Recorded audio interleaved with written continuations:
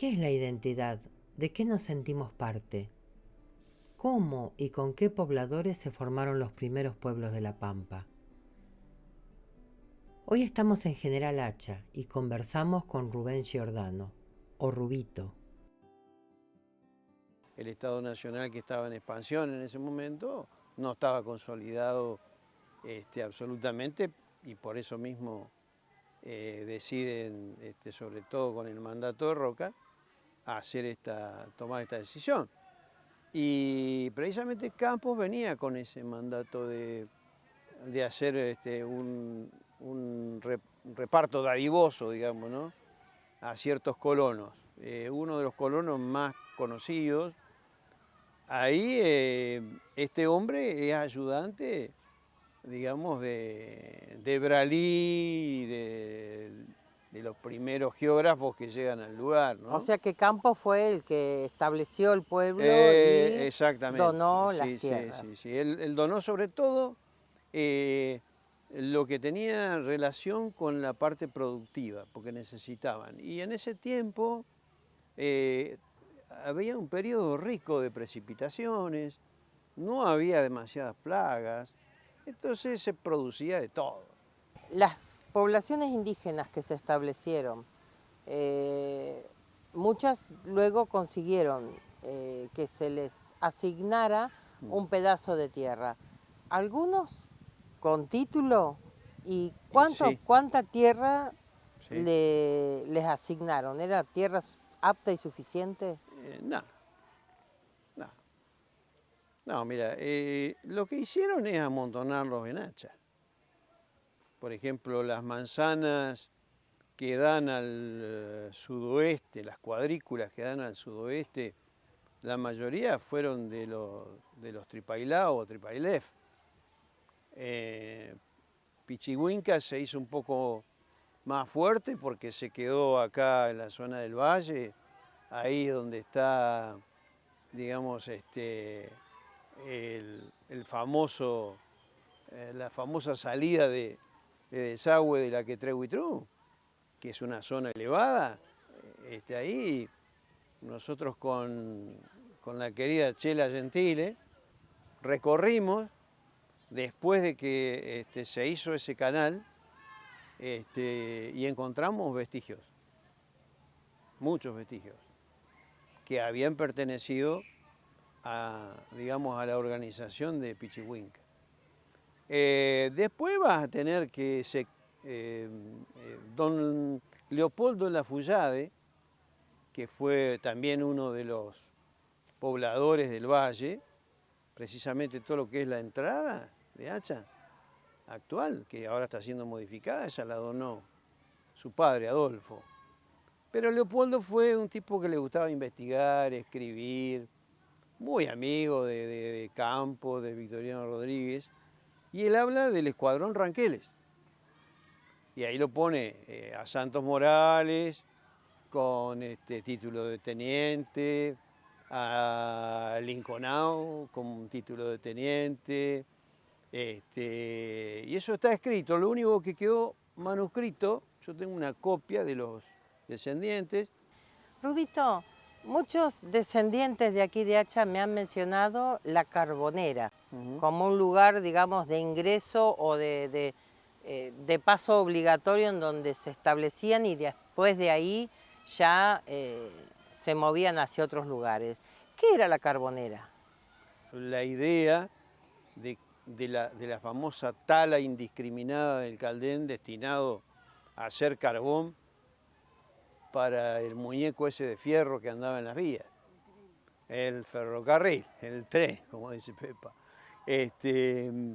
Y esa zona, en realidad, en una primera instancia fue donde los descendientes de Mariano Rosas, entre ellos los Rosas Monao, estuvieron trabajando a destajo, digamos, como hachadores o como trabajadores del área del ferrocarril.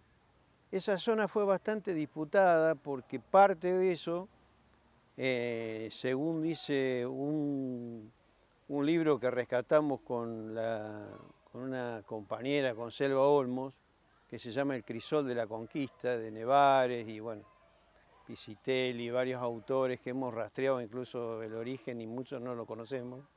Acha tuvo, digamos, un periodo ahí cortito de 2 años, donde era un pequeño villorio y donde la mayor parte de la población se había radicado en el valle. Y eran descendientes de italianos, de españoles, etcétera, etcétera, que se dedicaron a trabajar la tierra. Y toda esa producción, ¿para quién era? Y para alimentar al ejército, que eran más de 1.200 personas, que estaba alrededor de la Plaza Central o la Plaza Belgrano. Trinidad Rosas, bisnieta del cacique Mariano Rosas, aún recuerda la chacra que perdió su padre. Si bien ha reclamado, aún no ha podido recuperar un pedazo de tierra. Trinidad Rosas, aunque sus abuelos no figuren en ninguna calle o monumento de Acha, también es descendiente de los fundadores del pueblo. Amonao Rosas, hijo del cacique Mariano Rosas, tenía una chacra de 100 hectáreas en las afueras donde criaban cabras. ¿Tu papá tenía un campito, una chacra? Sí, la laguna. La laguna. Acá, sí, teníamos esa chacra. Está todavía. ¿Qué Hay pasó? Hay una familia y no se pudo recuperar porque fuimos con la Guillermina allá a la Casa de Gobierno, nos dijeron que teníamos que ir todos los hermanos, los 16, pero no, las otras no quisieron saber nada. ¿Pero qué pasó? A ver, estaban viviendo en la laguna Sí, y pero yo, a mí me mandaron a los 14 años a trabajar al campo. Yo me fui. Cuando yo vine, que yo venía cada 2 meses, cuando yo vine una vez, dijo mi papá, quedó la otra hermana mía, los vamos para Hacha porque me cuesta mucho el trabajo de llegar a la municipalidad, ir y venir. Entonces vinieron a alquilar acá y la chacra quedó mi hermana. Mi hermana se vino también para vivir acá y se perdió todo. ¿Se lo quedó quién? La municipalidad. No tiene, eso están ellos, esa gente está cuidando ahí, de Vilao. Está chacra número 16. Y ahí está la chacra de mi papá. Está todavía, porque está ahí está esa familia. Pero como ya están haciendo más casa todo, ha quedado al medio eso. Muchos loncos con su gente vinieron acá, enviados por el ejército a ser parte de la fundación de Hacha. Tripailao, Pichihuinca, incluso Ramón Cabral, quien muriera en Hacha 4 años luego de radicarse finalmente en estos parajes. Vos has nacido, te has criado acá en Hacha y has tenido relación o has podido ver cómo las poblaciones indígenas, que obviamente ya se habrían establecido post-conquista, ¿no? Estaban ya interactuando acá en la sociedad de Hacha. ¿Cómo recordás esa interacción? Yo creo que uno puede, yo voy a cumplir 70 años, uno puede hacer como una especie de ejercicio periodizado, digamos, ¿no? Tomando etapas. La etapa de la niñez, vuelvo a insistir, para mí, por más que dijeran indio, no me cambiaba nada. Pero sí escuchaba, mi padre era carnicero, escuchaba en la carnicería, los que venían del centro decían, y los que venían del oeste, achense, donde generalmente, sobre todo después de los 40, la famosa diáspora saladina trajo un montón de gente de aquellos lugares, como, qué sé yo, no sé, los Morales, los Carriqueos, los Cayuqueos, en fin, podría mencionar muchísimos. En mi caso, al contrario, yo me sentí parte de ellos y fui a la escuela con ellos, porque prácticamente todo el barrio del oeste iba a la escuela número 11. Entonces tuve compañeros, pero nunca se habló el tema, ni desde los maestros, ni desde los directivos, ni desde las mismas familias, cuando a veces uno, curioseando, preguntaba. Y en definitiva, cuando empecé a darme cuenta que había una gran diferencia. En Hacha siempre se hablaba de ricos y pobres, los términos más sencillos y mundanos, digamos, que se pudieran utilizar. Entonces la mayoría de estos habitantes del oeste, que vivía un estilo casi de campo, te diría, porque tomaban terrenos grandes y traían para recrear terneros y tenían alguna ovejita, ¿viste? Y todavía lo sigue habiendo. Buscaban la caldenada de aquella zona. En realidad era gente que después me fui dando cuenta que estaban discriminados.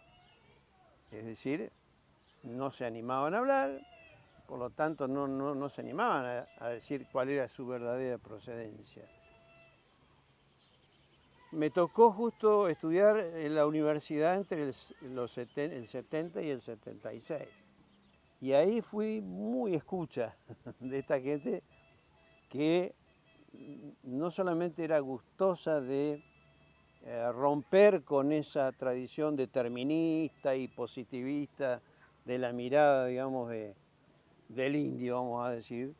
Y ahí hubo como un redespertar y una necesidad de empezar a decir, me vuelvo hacha y quiero tener diálogos nuevamente con esa gente.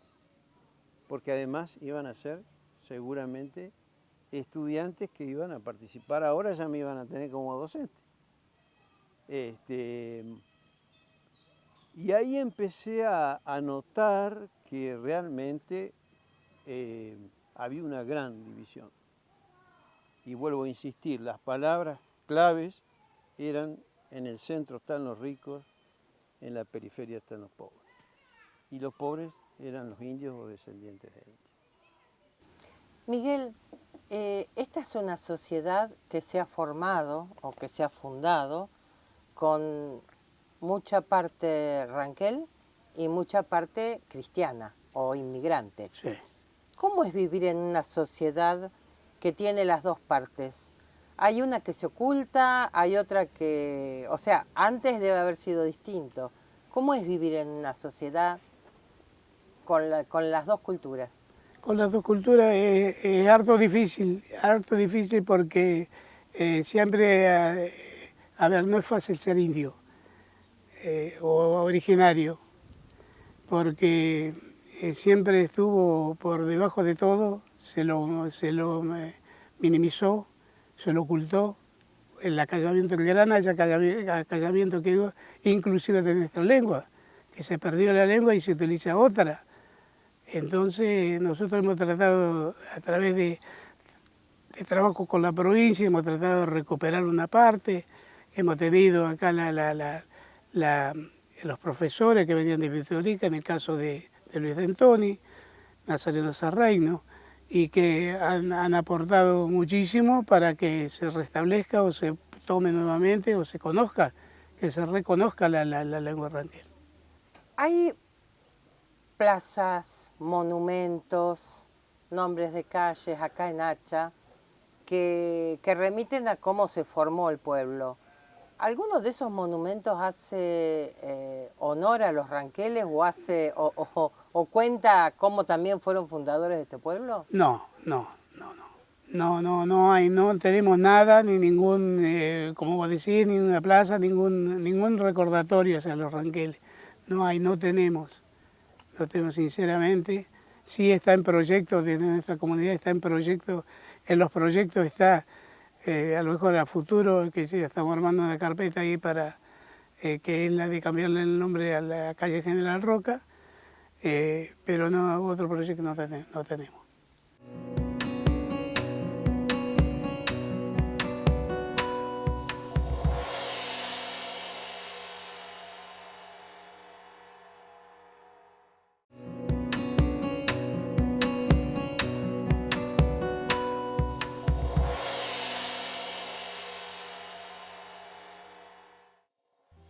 Pero ¿cómo interactuaban con la sociedad migrante que llegó al lugar posconquista? Estos habitantes originarios del paisaje, ¿eran aceptados como parte de la ciudadanía? ¿La integración se logró en poco tiempo? ¿Hubo discriminación? Evidentemente el proceso de desindianización fue exitoso. No se contaba la historia de los orígenes familiares a los niños. No se transmitía la lengua. Solo pocas costumbres arraigadas en el seno de las familias perduraba. Y así y todo, la discriminación siguió existiendo. Ustedes acá en el pueblo tienen una historia oficial de cómo se creó y qué era esta zona. En esa historia oficial está la historia o la prehistoria de qué pueblos habitaban este lugar. O sea, viene un turista hacha. En esa reseña histórica, ¿se dice cuáles eran los habitantes originarios? Así, como dijiste vos, desde los head, de los Diujet. Uno de los desafíos que me plantearon personalmente, y está bastante, digamos, comprimido, ¿no?, es generar alrededor de la laguna Quetrehuitrú un recorrido destinado fundamentalmente a la gente de Hacha y a los visitantes, porque siempre está esa idea del turismo de paso y toda esta cosa que es más una idea que una realidad. Y entonces, como el chico que estaba involucrado en esto veía que era un pibe joven, serio, comprometido, yo la única condición que le puse es que me dejaran la libertad de poner una cartelería a lo largo de todo el recorrido que de alguna forma pudiese incluir por lo menos una síntesis para que la gente empezara a tener lectura de esa otra cara de la historia, de la geografía, porque no hay historia sin geografía o geografía sin historia. Y lo pueden ver ustedes si quieren, pueden recorrerlo. Falta poner en la base de la cartelería un código QR para que con cualquier telefonito le haces lectura y vas a encontrar una extensión de lo que está incluido en mi persona.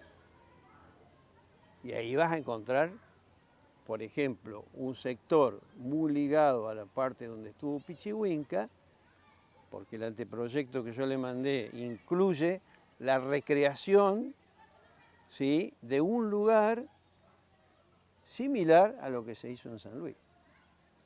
El discurso achense del crisol de razas, de cómo se formó esto, incluso de la desaparición de los ranqueles, era un discurso muy sesgado, cotidiano, ¿no? Sesgado, absolutamente. Sí, bueno, sesgado. ¿cómo fue eso? Porque durante años hubo un discurso de que... Y no te olvides que nosotros en realidad estamos aprendiendo a vivir en democracia, siempre se interrumpió la democracia, y al ser un pueblo con mentalidad, digamos, vertical, los militares eran como intocables, ¿viste?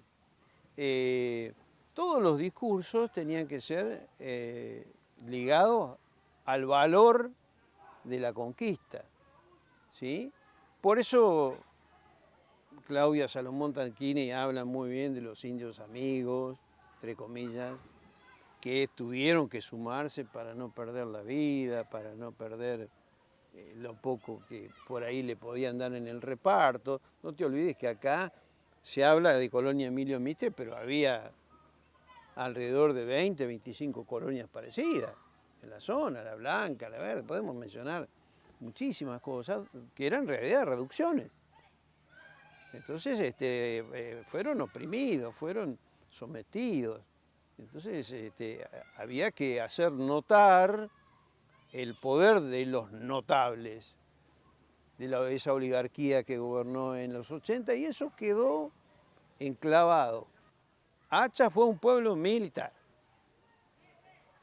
Por lo tanto, esos resabios, desde el punto de vista de la cultura, están vigentes, tienen vigencia. Hacha necesita un trabajo sociológico, antropológico, que lo tiene que hacer el municipio con el Estado provincial y el Estado nacional, donde se haga un relevamiento real, conciso, de estos pueblos y se les permita realmente constituir entidades reales, no como para decir formales. Está faltando ese desafío, ¿no? De decir, tenemos que ir hacia adelante, tenemos que empezar a cambiar lentamente, aunque nosotros no lo veamos, que lo vean los nietos o bisnietos de esos estudiantes que tuvimos y que en la escuela están sembrando, porque si hay un lugar donde se siembra, esto es la escuela.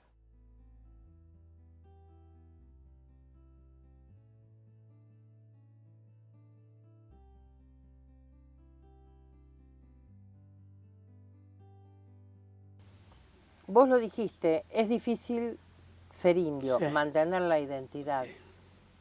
Cuando llegamos a las ciudades tratamos de minimizarnos con la gente, pero siempre por ahí se trata de mantener alguna costumbre, algún rasgo cultural. ¿Qué se pudo mantener de nuestra cultura aquí viviendo en General Hacha? En el caso de, como el que estamos viviendo hoy en la Chacra de los Rosas, por ejemplo, el caballo atado al palenque, alimentándolo a través de pasto cosechado, la crianza de animales, la majadita de chivo o de ovejas para el sustento diario y la venta de los mismos. Y es lo que se ha preservado, lo tristemente. Y después, ¿sabes lo que se ha preservado mucho? Y se mantiene todavía la sapiencia de los viejos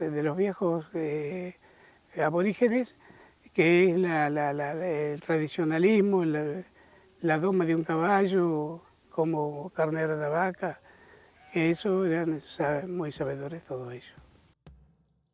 Hicieron falta más de 130 años para comenzar a entender que los descendientes indígenas eran parte de la prehistoria, historia y desarrollo de la localidad. Pero eso pasa en todos los pueblos. Estamos comenzando a despertar, a entender que nuestra identidad tiene un componente muy fuerte de indianidad.